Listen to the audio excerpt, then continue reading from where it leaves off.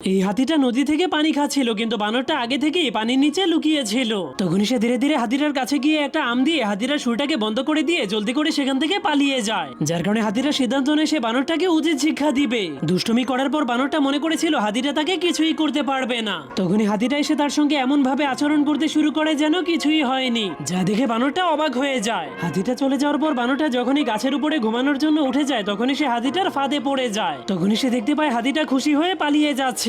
যার কারণে বানরটা ছোট একটা উট পাখির কাছে গিয়ে বলে, এই আমটা নিয়ে তুমি হাতিকে দিয়ে এসো। তখনই ছোট উট পাখিটা হাতিটাকে ডেকে সেই আমটা খেতে দেয়, কিন্তু হাতিটা তাকে বলে আমার এখন ক্ষুধা লাগেনি। যার কারণে ছোট উট পাখিটার মন খারাপ হয়ে যেতে দেখে এবং পিছনে দাঁড়িয়ে দাঁড়িয়ে বানরটাকে হাসতে দেখে হাতিটা আমটাকে খাওয়ার সিদ্ধান্ত নেয়। শুধুমাত্র ছোট উট পাখিটার মন ভালো করার জন্য সে আমটাকে নিয়ে নেয়। এরপর হাতিটা তার বাড়িতে গিয়ে আমটাকে এমন জায়গাতে রেখে দেয় যেখানে আমটা সুন্দরভাবে থাকতে পারে। বানরটা অবাক হয়ে তাকে জিজ্ঞেস করে, তুমি আমটাকে খেলে না কেন? আম খেতে তো অনেক মজা হয়। হাতিরা তাকে বলে, আমি নতুন